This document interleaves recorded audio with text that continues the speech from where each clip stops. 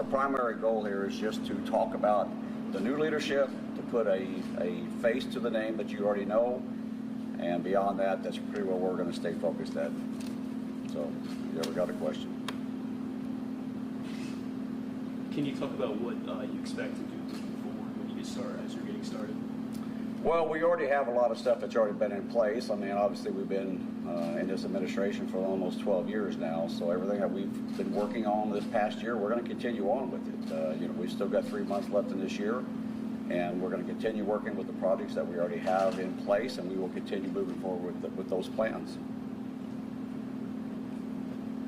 Do you want to talk about your time with the Evansville Fire Department? I know you're the least, because I've been here probably the shortest amount of time, except for Caleb over here. Okay. I've been with the Evansville Fire Department for 32 years, as of this month. Prior rank? I was a lieutenant prior to coming down here in 2012 when I got the assignment as the assistant chief.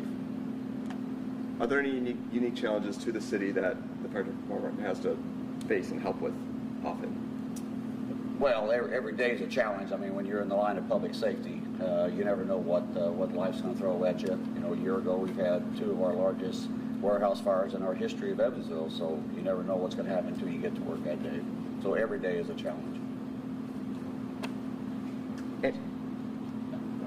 Now, any new goals as you're stepping into these boots, so to speak? Not at this time, no. We're just going to continue with our objectives, what we're trying to get accomplished, and we're just going to continue moving forward, and then we'll wait to see what the new year has to offer. Can you talk a little bit about how you learned that you were going to be named chief, and what kind of those circumstances were?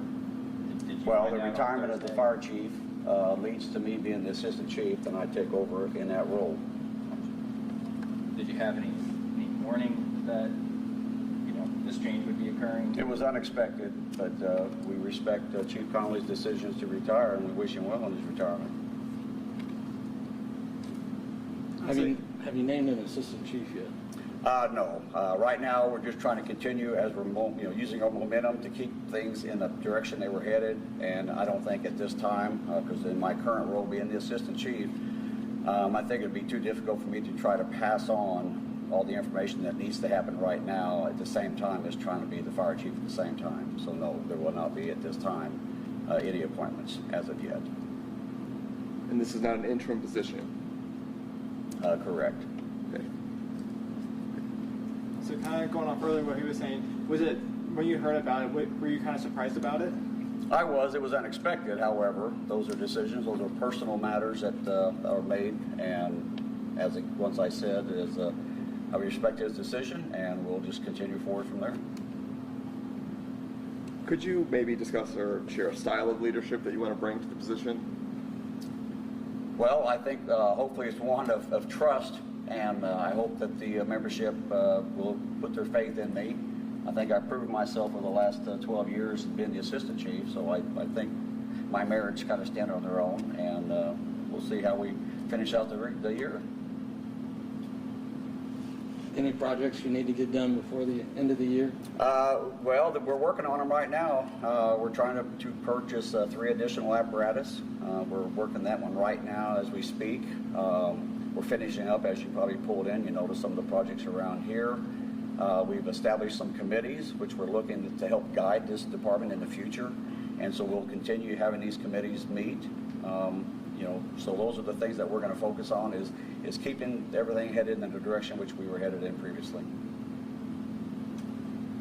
Last week, former Chief Connolly was, I believe he was at a public meeting talking about some of the new trucks, leasing new trucks, and I believe in the middle of the week he was at a conference related to his duties as chief. I'm just wondering if you all could explain a little bit for people who might be wondering, why somebody might retire just in the middle of the week while they're, prior to that, we're carrying out the normal duties.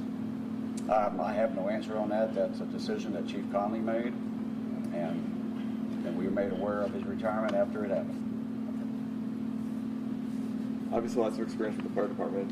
Are there any areas that are new for you with this role that you're taking on? Honestly, no, not really. Thank you. Sure.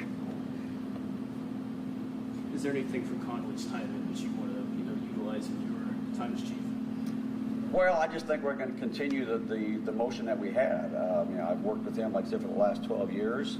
I know what was on the agenda that we would like to see continue on. We have meetings constantly with the union. We've got a good relationship with that. We're just going to continue moving things forward.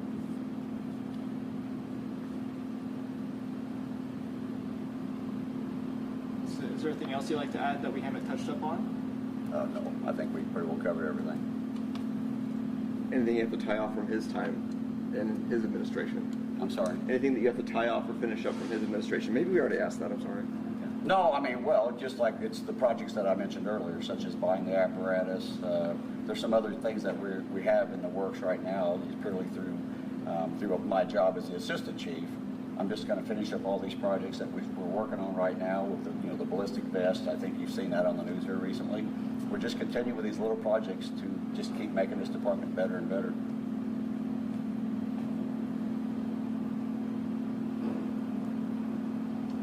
That it?